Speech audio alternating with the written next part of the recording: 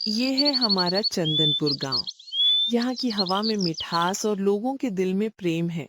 और इस गांव की शान है आर्यन की पानी पूरी, जिसे खाकर गांव वाले अपनी हर चिंता भूल जाते थे। आर्यन अपनी ठेली के पास मुस्कुराते हुए खड़ा है और वो अपने मसालों को ऐसे मिलाता है जैसे कोई वैज्ञानिक बारीक प्रयोग कर रहा हो। हाँ, जीरा, काली मिर्च, काला नमक और सबसे जरूरी मेरा आशीर्वाद। आज की चाट सिर्फ जीभ को नहीं, दिल को छू जानी चाहिए। आर्यन अपने ठेले को पूरी श्रद्धा से पोंछता है। बाकी दुकानदार अभी भी अपनी साफ सफाई में लगे हैं। आर्यन का काम सबसे पहले शुरू होता है और सबसे आखिर में खत्म। तभी एक पड़ोसी दुकानदार समीर कहता है, अरे आर्यन, क्या हुआ? आज इतनी जल्दी कौन सी ट्रेन छूट रही है जो इतनी मेहनत कर रहा है? बाकी लोग तो 6 बजे के बाद आते हैं। समीर भाई, ये ग्राहक मेरी दौलत है, मेरी रौनक है। इन्हें इंतजार करवाना पाप है। मैं अपनी मेहनत से भाग नहीं सकता। और हाँ, अगर हम ही आलस करेंगे तो बाजार में बरकत कहाँ से आएगी? समीर भाई हमेशा मजाक उड़ाते हैं। उन्हें लगता है कि मैं बेवकूफ हूँ जो इतना ज्यादा काम करता हूँ। पर उन्हें क्या पता, मेरी माँ कहा करती थी, बेटा, जब ग्राहक संतुष्ट होकर मुस्कुराता है तो वो मुस्कान ही तुम्हारी असली कमाई होती है। मैंने हमेशा से उस मुस्कान की कीमत पैसों से ज्यादा आंकी है। शायद इसीलिए लोग मुझे भोला कहते हैं, पर मुझे इससे कोई फर्क नहीं पड़ता। तभी बाजार में प्रिया आर्यन को चाय देने आती है। वो बेहद मेहनती और व्यवहारिक है, जो आर्यन के सपनों को जमीन से जोड़े रखती है।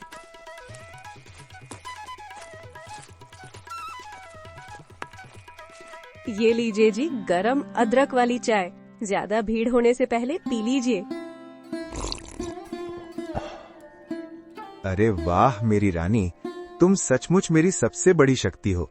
तुम्हारी चाय से तो बाजार की थकान एक पल में उतर जाती है। बस एक बात कहना चाहती थी जी, आज मैंने देखा कि आपने ठेले के पैसों वाली डिब्बी खुली छोड़ दी थी। आप काम में इतनी डूब जाते हैं कि भूल जाते हैं। अरे तुम भी कैसी बातें करती हो? इस बाजार में कौन है जो आर्यन चाट भंडार पर हाथ लगाएगा? यहाँ सब मुझे जानते हैं। और वैसे भी मैं ईमानदार चाट वाला हूँ। मेरे पास लोग भोलेपन की वजह से ही आते हैं। यहाँ कोई चोर नहीं आएगा। जी, दुनिया बहुत बदल गई है। ईमानदारी और भोलापन आजकल ढाल नहीं, बल्कि लोगों के लिए वार करने का मौका बन जाता है। सिर्फ मैं ही नहीं, आकाश भाई भी कहते थे कि आपको थोड़ा सावधान रहना चाहिए। प्रिया, तुम मेरी फिक्र मत करो। तुम घर जाओ और हमारी गुड़िया का ध्यान रखो। मैं संभाल लूंगा। मेरी ईमानदारी मेरी ढाल है और मेरी पत्नी का प्यार मेरी ताकत। अब जाओ।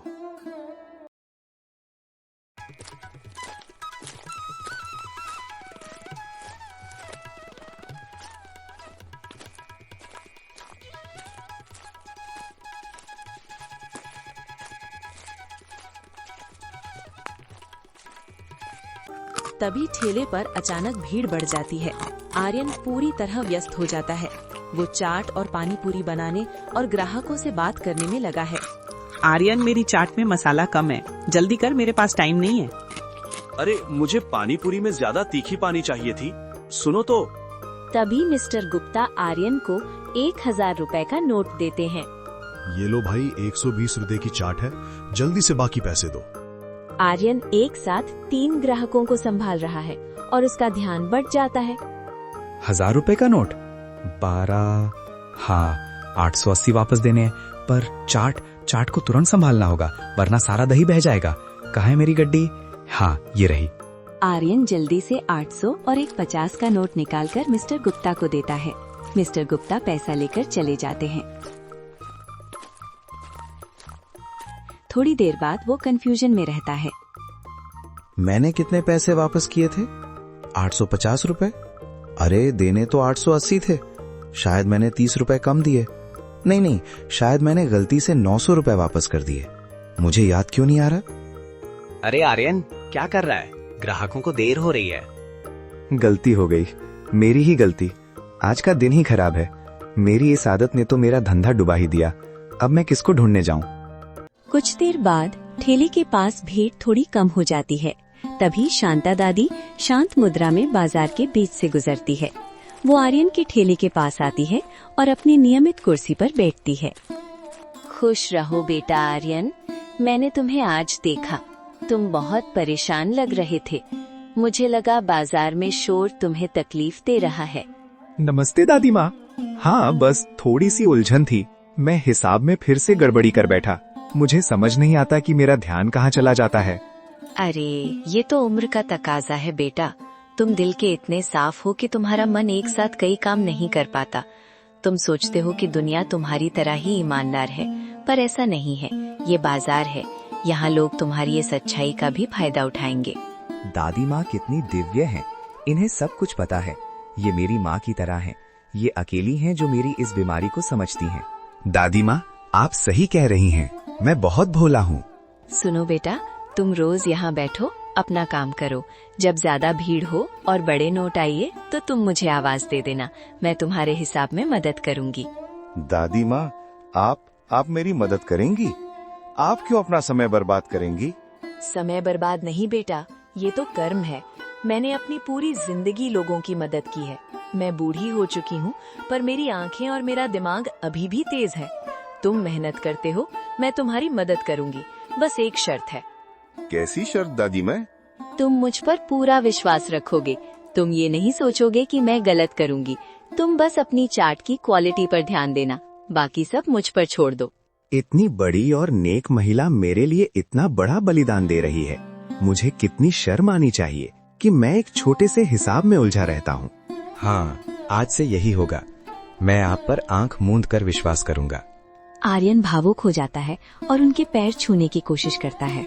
दादी माँ, आप साक्षात देवी हैं। मैं आप पर आंख मूंद कर विश्वास करूंगा। अब मैं चिंता मुक्त हो गया। पैर मत छुओ बेटा, बस अपनी मेहनत करते रहो।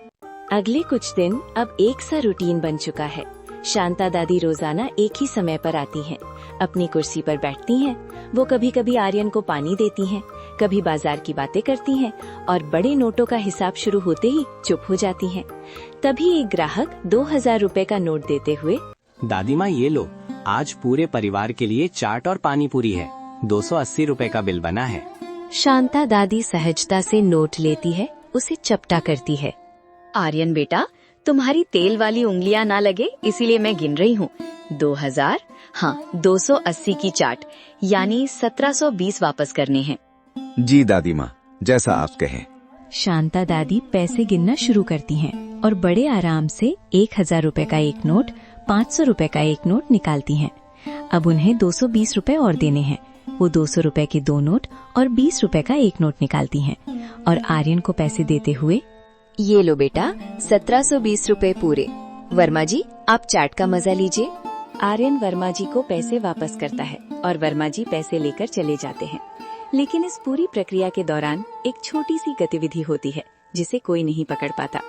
जब दादी माँ पैसे गिन रही होती है तो 100 रुपए के नोट को अपने 10 रुपए के नोट के साथ बहुत सफाई से बदल देती है, जिससे आर्यन अनजान रहता है।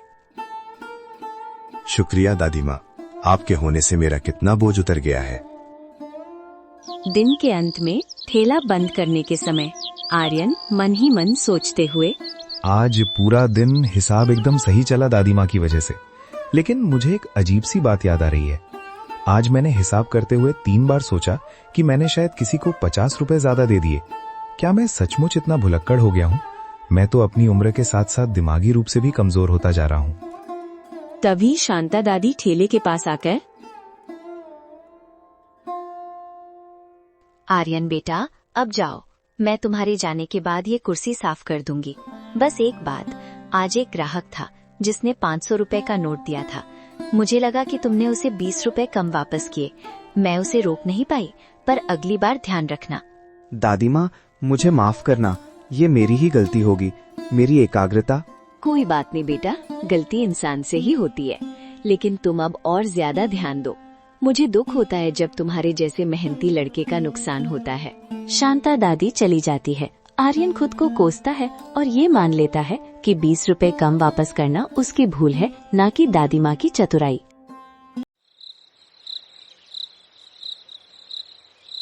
रात का समय आर्यन अपने घर पर हिसाब कर रहा है। पैसे गिनते वक्त उसके माथे पर पसीना आ रहा है और प्रिया उसे चुपचाप देख रही है। आर्यन जी, आज की कमाई? प्रिया, आज भी हिसाब में 450 रुपए कम है। क्या ₹450 रोज रोज? जब शांता दादी आपके पास बैठती हैं तब भी? दादी माँ का इससे क्या लेना देना प्रिया? तुम हमेशा उन्हीं के पीछे क्यों पड़ती हो? उन्होंने तो आज मुझे गलती पर टोका भी था। ये सब मेरी आदत है, मैं अपनी गड्डियों को सही से नहीं गिन पाता। जी, हम गरीब जरूर हैं, पर हम बेवकूफ नहीं हैं। एक दिन ₹300, दूसरे दिन ₹600 और आज ₹450। अगर कोई बहुत बड़ा चोर रोजाना आपकी दुकान पर आता तो दादी माँ उसे जरूर पकड़ लेती, क्योंकि वो तो आपकी मदद के लिए बैठी हैं। प्रिया, तुम्हारी ये छोटी सोच मुझे तंग करती है। क्या तुम्हें लगता है कि बाजार की सबसे इज्जतदार महिला, जिसने अपनी पूरी जिंदगी मान सम्मान में गुजारी है, वो ₹450 के लिए मेरे साथ धोखा करेगी? मैं ये नहीं कह रही हूँ कि वो चोर हैं। मैं ये कह रही हूँ कि जब से वो बैठी है तब से नुकसान बढ़ गया है। हो सकता है वो गलती से कर रही हूँ, या हो सकता है कि किसी तीसरे आदमी ने उनकी मौजूदगी का फायदा उठाया हो। हम कोई जासूसी नहीं करेंगे, बस हम उनसे पूछेंगे कि ये कहाँ से हो रहा है। घर के अंदर दोनों के बीच बहस और गहरी हो जाती है। मैं उनसे कुछ नहीं पूछूंगा, ये मेरा अपमान होगा और उनका भी। तुम मेरे विश्वास को समझ ही नहीं रही हो। वो हमारी मदद कर रही हैं और तुम उन्हें शक के निगाह से देख रही हो। ये पाप है प्रिया, पाप। मेरा पाप सिर्फ इतना है कि मैं अपनी बेटी के लिए चिंतित हूँ।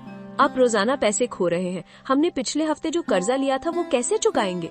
आपके भोलेपन का बोझ अब हमारे पूरे परिवार पर पड़ रहा है। अगर आप उनसे बात नहीं करेंगे तो मैं कल उनसे बात करूंगी। अगर तुमने ऐसा किया तो तुम मेरे भरोसे को तोड़ोगी, तुम मेरी सबसे बड़ी दुश्मन बनोगी। मैं तुम्हारे हाथ जोड़ता हूँ, दादी माँ पर एक भी शब्द मत बोलना। मैं अपनी गलती खुद सुधारूंगा। मैं कल से और ज्यादा ध्यान दूंगा। ठीक है जी, अगर मेरा विश्वास और मेरा तर्क आपकी नजर में दुश्मनी है तो मैं चुप हो जाती हूँ। पर याद रखिए, अंधविश्वास हमेशा आंखें बंद रखता है, और जब आंखें खुलती हैं तब तक सब कुछ खत्म हो चुका होता है। प्रिया कमरे से बाहर चली जाती है। आर्यन अकेले बैठकर पैसे की गड्डी और अपने टूटते विश्वास को देख रहा है, और वो बुरी तरह से मानसिक संघर्ष में है।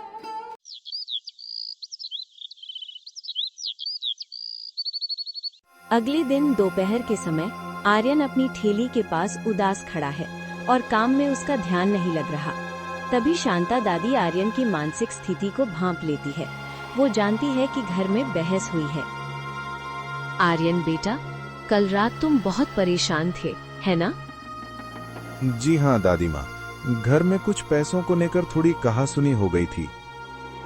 मुझे पता था तुम्हारी पत्नी प्रिया अच्छी है, पर वो बाजार को नहीं समझती। उसे लगता है कि ये नुकसान तुम्हारी गलती से हो रहा है। तुम मेरी बात सुनो बेटा। जी कहिए। तुम अब पैसों की गड्डी ठेले के नीचे मत रखो। मैं तुम्हारे लिए ये छोटी सी लकड़ी की संदूकची लाई हूँ। तुम सारे बड़े नोट इसमें डालो और मैं इसे अपने पास रखूंगी। जब हिसाब पूरा हो जाए तब मैं तुम्हें रात में घर आकर दूंगी, या तुम इसे अपने घर ले जाना। इस तरह कोई ग्राहक तुम्हारी नजरों से बचकर पैसे नहीं चुरा पाएगा। ना प्रिया को गलतफहमी होगी और ना तुम्हारा विश्वास टूटेगा। ये कैसी देवी है, मेरी रक्षा के लिए अपने घर से संदूकची ले आई। अगर मैं अब भी इन पर शक करूं तो मैं नरक में जाऊंगा। प्रिया को सब गलतफहमी हुई है। दादी माँ, मैं इस उपकार को कभी नहीं भूलूंगा। मैं अब निश्चिंत हूँ। ये कहकर आर्यन उस संदूकची को वापस शांता दादी को सौंप देता है। दादी माँ अब न केवल गिनती पर बल्कि पूरे दिन के बड़े लेन देन की पूंजी पर सीधा नियंत्रण रखती हैं। ये उनके लिए चोरी करने का और भी आसान मौका है। उसी शाम प्रिया घर के कोने में बैठी है। उसके चेहरे पर निराशा नहीं बल्कि एक दृढ़ निश्चय है। वो जानती है कि आर्यन की आज्ञा के विपरीत जाने के लिए उसे अकेले काम करना होगा। आर्यन जी ने मुझे मना किया है कि मैं दादी माँ पर शक न करूं, लेकिन पति की आज्ञा से बड़ी मेरी बेटी का भविष्य है। अगर मैं चुप रही तो ये घर बर्बाद हो जाएगा। मुझे कोई ऐसा चाहिए जो मेरे पति के भोलेपन को समझता हो और मेरा साथ दे। आकाश भाई, हाँ, उन्होंने ही पहले चेतावनी दी थी। प्रिया बाहर निकलती है।